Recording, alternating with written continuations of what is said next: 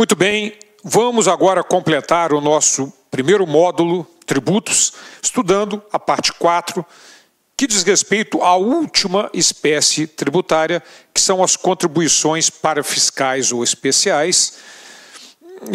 Já vimos o que é uma taxa, já vimos o que é uma contribuição de melhoria, um imposto, os empréstimos compulsórios, e vamos estudar agora as nossas contribuições parafiscais ou especiais.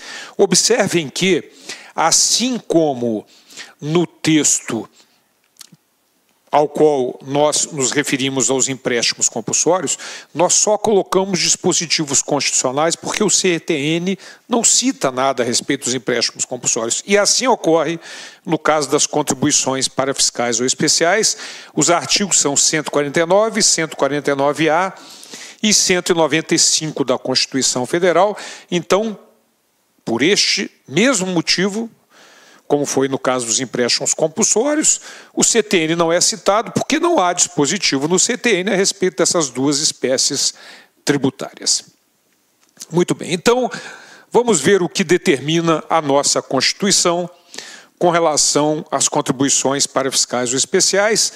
Artigo 149 da Constituição. Compete exclusivamente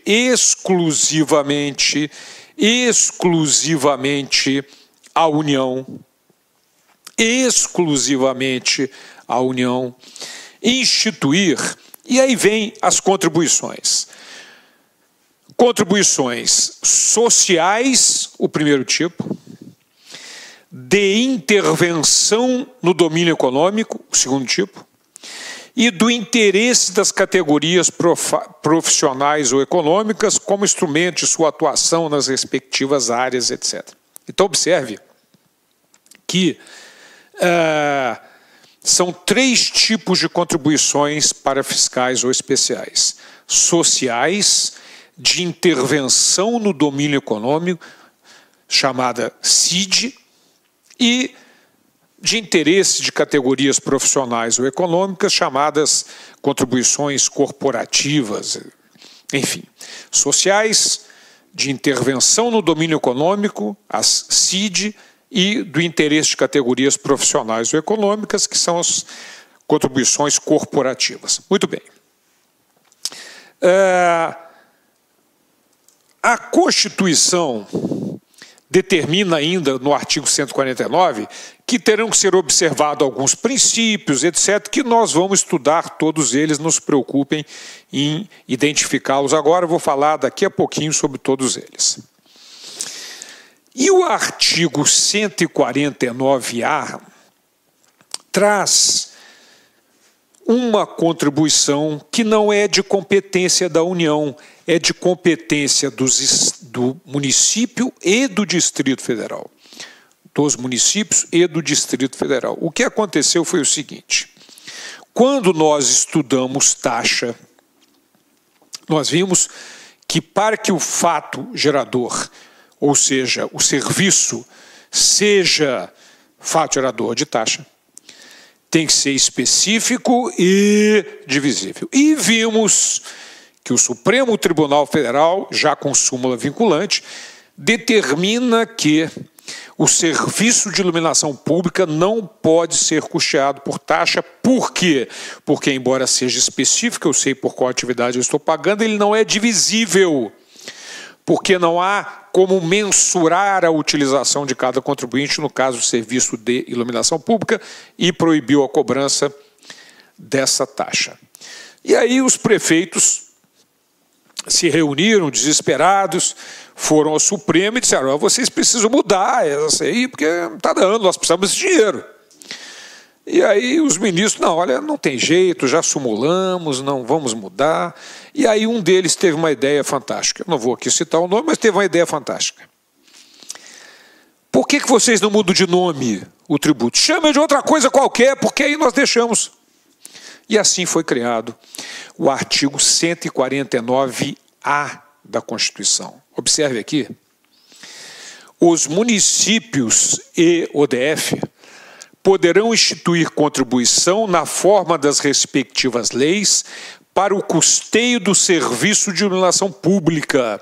E ainda determina que é facultada a cobrança da contribuição na fatura do consumo de energia elétrica. Então, hoje, quando você pega a conta de luz, que é uma tarifa, nós já sabemos disso, porque você paga a concessionária, são duas relações jurídicas, poder público para com a concessionária e a concessionária para com o usuário.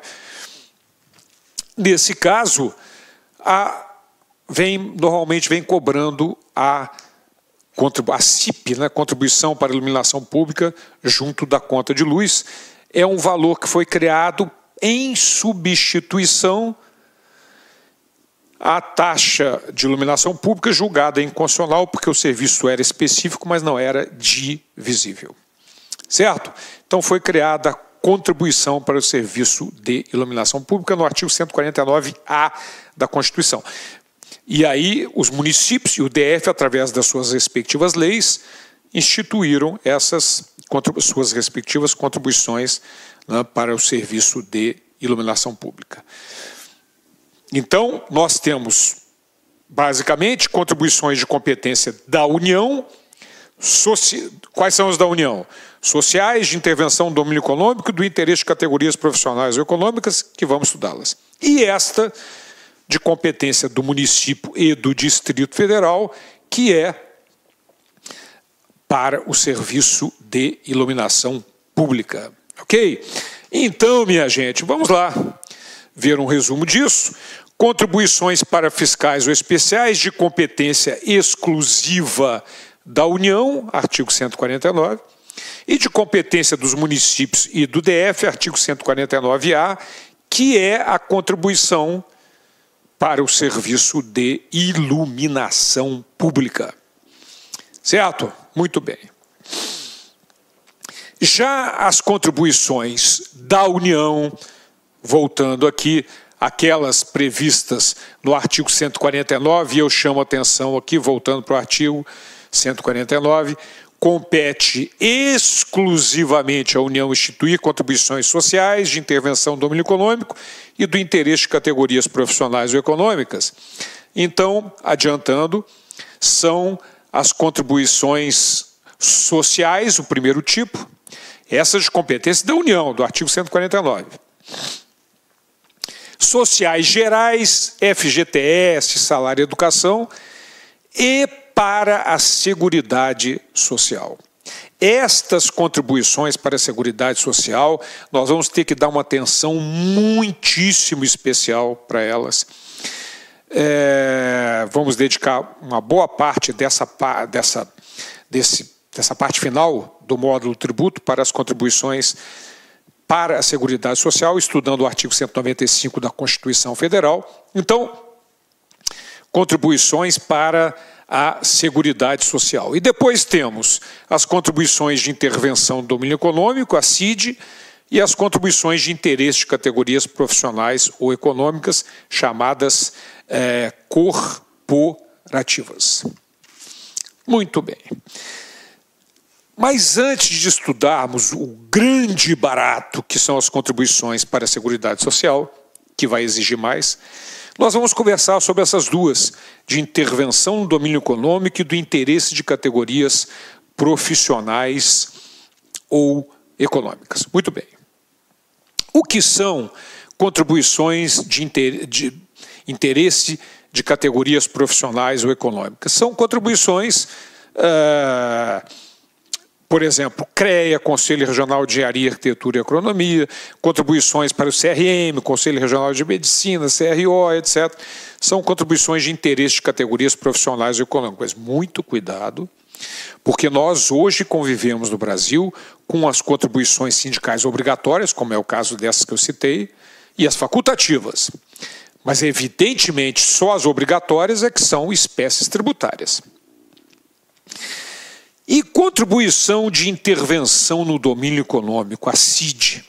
Ora, as CID, elas surgem, por exemplo, existe uma contribuição de intervenção no domínio econômico que nós pagamos hoje, que é assídio sobre combustível. Hoje, quando você abastece o carro, tem assídio sobre combustível. O que aconteceu? O governo achou que estava muita bagunça, a questão dos combustíveis, adulteração, sonegação, e criou essa contribuição para intervir no domínio econômico, controlar aquela situação, intervir no domínio econômico. E cobra de nós, infelizmente, né, a contribuição de intervenção no domínio econômico sobre combustíveis. Certo? Então, sempre, por exemplo, houve uma época, uma geada nos laranjais da Flórida, que é a região que mais produz citros no mundo, matando a maioria dos laranjais. Com isso, o preço da laranja no mercado internacional disparou.